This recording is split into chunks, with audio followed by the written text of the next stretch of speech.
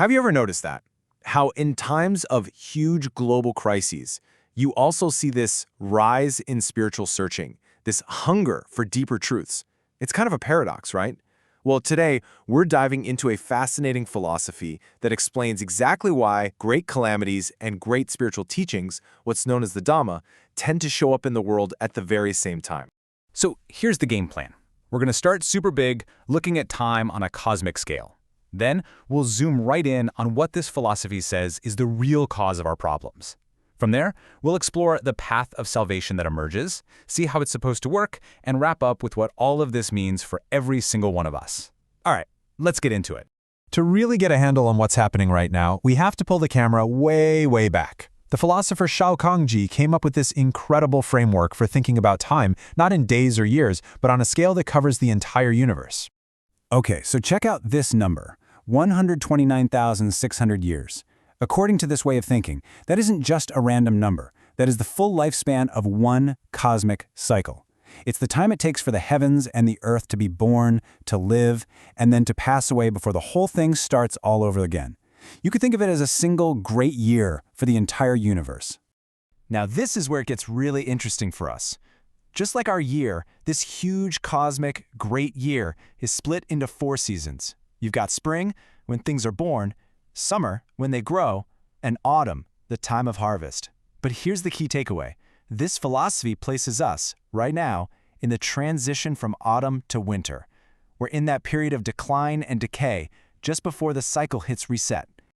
So, if we're living in this cosmic late autumn, what does that actually look like down here on Earth? Well, this philosophy argues that this specific time in the great cycle is defined by huge challenges. Let's dig into what it says is the real cause of all that calamity.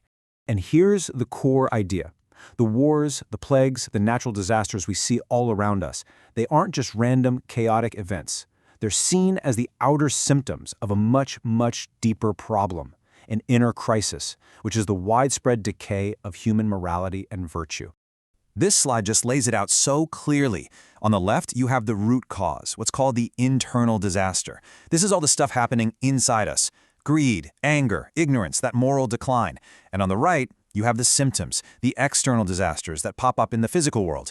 The whole point is, you can't fix the stuff on the right without first healing the source on the left. But here's the thing. It's right at this breaking point, when the crisis is at its absolute peak, that the solution is said to appear, and that solution is known as the Dhamma, the universal truth. So, what exactly is it? To really get why this is so powerful, we have to understand what Dhamma means here. It's not just a belief system. First, it's the actual source of everything in the universe. Second, it's the absolute rock-solid truth that governs all of existence. And third, and this is crucial, it's the actual path, the sacred way, for people to find their way back to that original source. Okay, so we've got the problem, this inner decay causing outer chaos. And we've got the proposed solution, the Dhamma. But how exactly does a spiritual path stop things like floods and wars? How does that connection work? You know, the ancient philosopher Mencius really hit the nail on the head with this. The logic is simple but profound. If the world's biggest problems are actually spiritual at their core, then the solution has to be spiritual too. You can't fix a problem of the human heart with just material solutions. This breaks down the strategy perfectly. First, you have to identify the real source of the trouble. It's not the earthquake, it's the human mind. Step 2 is the goal, to clean up that mind, to get rid of the greed and anger. Step 3 is the method. You receive the truth, the Dhamma, first, and then you start the real work of cultivation. And that leads to the final outcome. By healing the root cause within, you actually prevent the disasters without. Now, this is what's said to be so incredible about our specific time. You see, the ancient way was a long, hard road. You might practice for decades, a whole lifetime, just hoping to find the truth. But in this critical era, a special kind of grace is offered. The path is flipped.